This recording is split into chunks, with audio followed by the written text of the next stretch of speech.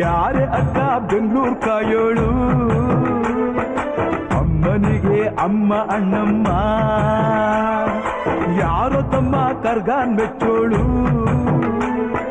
ಮಲ್ಲಿಗೆಯ ಮುಡಿಯೋ ಅಣ್ಣಮ್ಮ ಬರುತ್ತೀನೆಂದರೆ ಇಲ್ಲಿಗೆ ಬರೋ ತನಕ ಮೌನಿ ಕೊಡುತ್ತೀನೆಂದರೆ ಹರಕೆ ಕೊಡೋ ತನಕ ಕೋಪಿ